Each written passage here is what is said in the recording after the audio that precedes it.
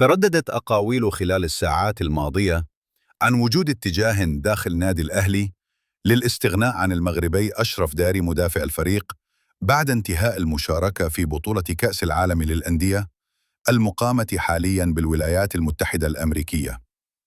استهل الأهلي المصري مشواره في مونديال الأندية بالتعادل السلبي مع إنتر ميامي الأمريكي قبل الخسارة من بالميراس البرازيلي بثنائية نظيفة في الجولة الثانية من دور المجموعات. وحسب صحيفة اليوم السابع، فأن مصدر داخل الأهلي قد نفى وجود نية لرحيل أشرف داري عن القلعة الحمراء هذا الصيف. وأشار المصدر ذاته إلى أن فكرة الاستغناء عن أشرف داري غير مطروحة، كونه من العناصر الأساسية في دفاع الأهلي، وتكرار إصابته أمر وارد حدوثه لأي لاعب.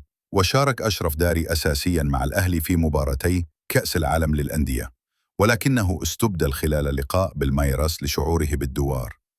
ويطمئن الجهاز الطبي لفريق الأهلي على حالة أشرف داري من أجل حسم موقفه من مباراة بورتو القادمة في الجولة الثالثة لدور المجموعات، والمقرر إقامتها صباح الثلاثاء. رد مصدر مسؤول في الأهلي على إمكانية انتقال أحد لاعبي الفريق الكروي الأول إلى الزمالك هذا الصيف.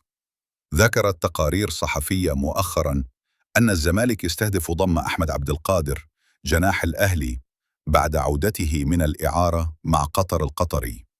أكد مصدر في الأهلي بحسب صحيفة الوطن المصرية أن أحمد عبد القادر مرتبط بعقد ساري مع النادي الأحمر للموسم المقبل، ولا صحة لما يتردد حول انتقاله إلى الزمالك. وأشار إلى أن الإصابة حرمت أحمد عبد القادر من التواجد مع بعثة الأهلي المتواجدة بالولايات المتحدة الأمريكية للمشاركة في كأس العالم للأندية، ولا يمانع النادي الأهلي رحيل أحمد عبد القادر هذا الصيف حال وصول عرض مالي مناسب. وخلاف ذلك فسوف يستمر اللاعب بين صفوف القلعة الحمراء.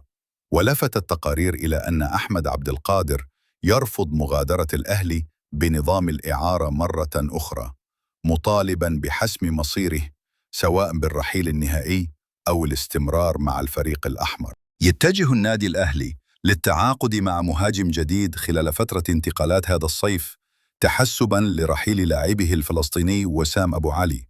يبحث فريق السكوتينج في الأهلي عن مهاجم أجنبي جديد خلال فترة الميركاتو الصيفي، ويرغب النادي الأهلي في التعاقد مع مهاجم جديد في أفريقيا والدورياي المتوسطة في أوروبا تحسباً لرحيل وسام أبو علي.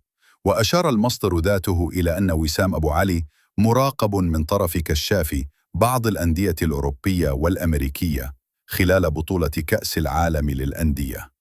وتواصلت إحدى شركات التسويق مع النادي الأهلي لمعرفة موقفه من رحيل وسام أبو علي هذا الصيف.